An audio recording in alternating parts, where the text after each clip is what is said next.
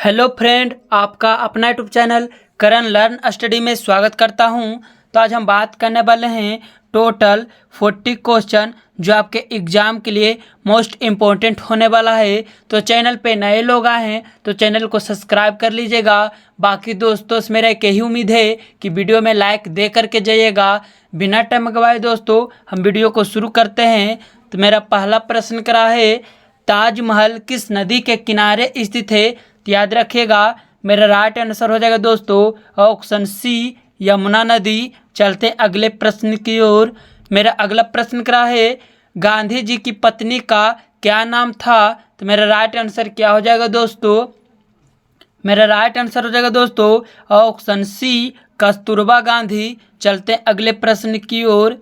मेरा अगला प्रश्न करा है, भारत की सबसे सुंदर इमारत कौन सी है? तो याद रखिएगा दोस्तों मेरा राइट आंसर हो जाएगा ऑप्शन ए, राम मंदिर। चलते अगले प्रश्न की ओर।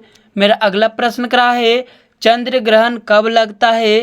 तो याद रखिएगा दोस्तों मेरा राइट आंसर हो जाएगा ऑप्शन ए, पूर्णिमा को। चलते अगले प्रश्न की ओर। मेरा अगला प्रश्न करा है, सूर्य ग्रहण कब लगता है? तो याद रखिएगा दोस्तों मेरा राइट आंसर हो जाएगा ऑप्शन बी, अमावस्या को। चलते अगले प्रश्न की ओर। मेरा अगला प्रश्न करा है, हम राष्ट्रीय पिता किसे कहते हैं? तो याद रखिएगा दोस्तों मेरा राइट आंसर हो जाएगा ऑप्शन बी, महात्मा गांधी को। चलते अगले प्रश्न की ओर। मेरा अगला प्रश्न करा दोस्तों, दुनिया की सबसे बड़ा देश कौन सा है? तो याद रखिएगा दोस्तों मेरा राइट आंसर हो जाएगा ऑप्शन डी, रूस। चलते अगले प्रश्न की ओर। मेरा अगला प्रश्न करा है, त्योहारों का देश किसे कहा जाता है? तो याद रखिएगा दोस्तों मेरा राइट आंसर हो जाएगा सी, भारत। चलते अगले प्रश्न की ओर। मेरा अगला प्रश्न करा है, ताजमहल कहाँ स्थित है? तो याद रखिएगा दोस्तों आगरा में स्थित है, यमुना नदी के तट पे। चलते अगले प्रश्न की ओर। मेरा अगला प्रश्न करा है, भारत छोड़ो आंदोलन कब शुरू हुआ था? तो याद रखिएगा दोस्तों मेरा राइट आंसर हो जाएगा ऑप्शन बी, 1942। चलते अगले प्रश्न की ओर।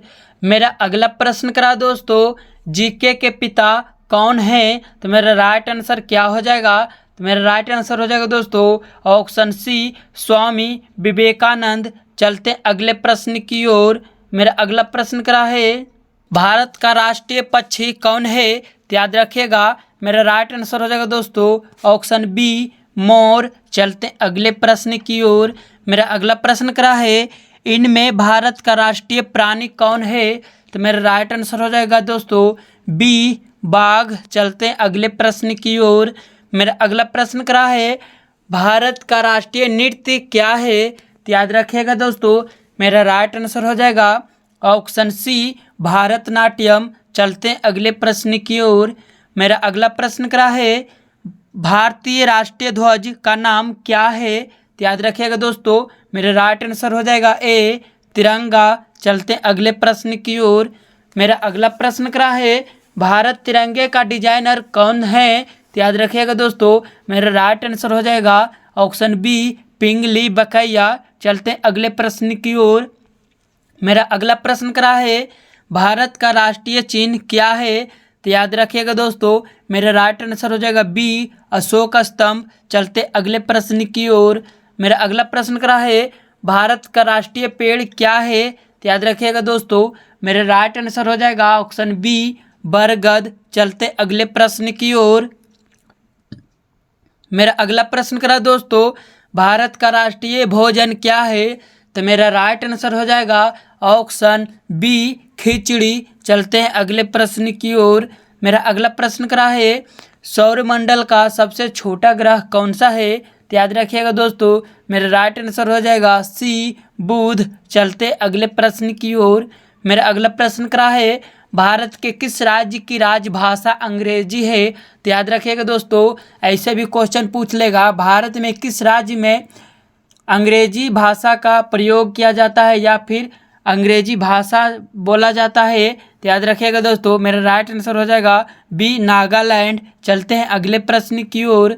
मेरा अगला प्रश्न क्या है, शिमला समझौता कब हुआ था? तो मेरा राइट आंसर हो जाएगा दोस्तों ऑप्शन सी 1972 में। चलते हैं अगले प्रश्न की ओर।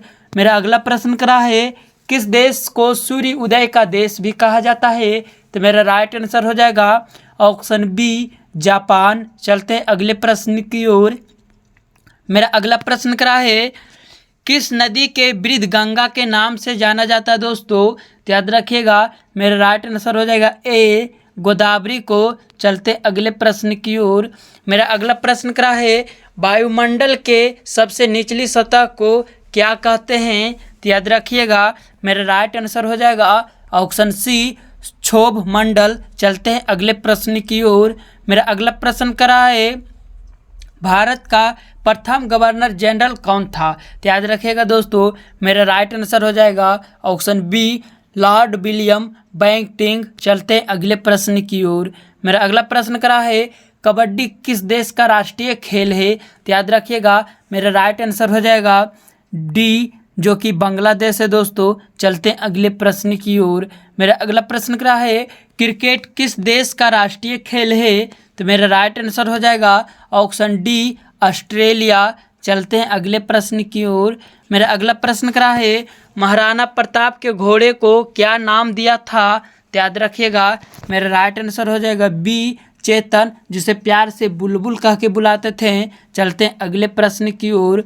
मेरा अगला प्रश्न करा दोस्तों हिंदुओं के प्रसिद्ध ग्रंथ रामायण किसके द्वारा लिखा गया है? तो याद रखिएगा मेरा राइट आंसर ए हो जाएगा महर्षि वाल्मीकि के द्वारा। चलते अगले प्रश्न की ओर। मेरा अगला प्रश्न करा है भारत के 14वें प्रधानमंत्री कौन हैं? तो मेरा राइट आंसर हो जाएगा दोस्तों ऑप्शन ए नरेंद्र मोदी, जो कि अभी तक हैं। चलते अगले प्रश्न की ओर। मेरा अगला प्रश्न करा है दुनिया में कुल कितने अजूबे हैं? तो याद रखिएगा दोस्तों मेरा राइट आंसर बी हो जाएगा 7 अजूबे हैं। चलते हैं अगले प्रश्न की ओर। मेरा अगला प्रश्न करा है 8वां अजूबा किसे कहा जाता है? तो मेरा राइट आंसर हो जाएगा दोस्तों ऑप्शन सी अंकोर वाट का हिंदू मंदिर है दोस्तों। चलते अगले प्रश्न की ओर। मेरा अगला प्रश्न करा है जुड़वा शहर यानी ट्विन सिटी किस शहर को कहा जाता है? तो याद रखिएगा मेरा राइट आंसर हो जाएगा सी हैदराबाद और सिकंदराबाद को। चलते अगले प्रश्न की ओर। मेरा अगला प्रश्न करा है वह कौन सा शहर है जो 2 राज्यों की राजधानी है दोस्तों? तो याद रखिएगा मेरा राइट आंसर बी हो जाएगा चंडीगढ़। चलते हैं अगले प्रश्न की ओर। मेरा अगला प्रश्न करा है भारत का राष्ट्रीय गान जन गण मन को किसने लिखा है? तो मेरा राइट आंसर हो जाएगा दोस्तों ऑप्शन ए रविंद्रनाथ टैगोर। चलते हैं अगले प्रश्न की ओर। मेरा अगला प्रश्न करा है राष्ट्रीय गान कहाँ से लिया गया है? तो मेरा राइट आंसर हो जाएगा दोस्तों ऑप्शन बी बंगाल से। चलते अगले प्रश्न की ओर। मेरा अगला प्रश्न करा है सौरमंडल का सबसे ठंडा ग्रह कौन सा है? तो याद रखिएगा मेरा राइट आंसर हो जाएगा ऑप्शन बी यूरेनस। चलते अगले प्रश्न की ओर। मेरा अगला प्रश्न करा है भारत की पहली महिला राज्यपाल कौन थी? तो याद रखिएगा दोस्तों मेरा राइट आंसर हो जाएगा ऑप्शन ए सरोजनी नायडू। चलते अगले प्रश्न की ओर। मेरा लास्ट प्रश्न करा दोस्तों गुब्बारे में कौन सी गैस भरी जाती है? तो मेरा राइट आंसर क्या हो जाएगा कमेंट बॉक्स में ज़रूर बताइएगा दोस्तों। तो लास्ट तक बने रहने के लिए थैंक यू, धन्यवाद। अगर जो डिस्प्ले पे सो रहा वीडियो नहीं देखे हैं तो एक बार टैप करके ज़रूर देख लीजिएगा दोस्तों। फिर मिलेंगे एक नए वीडियो के साथ। जब तक जय हिंद जय भारत।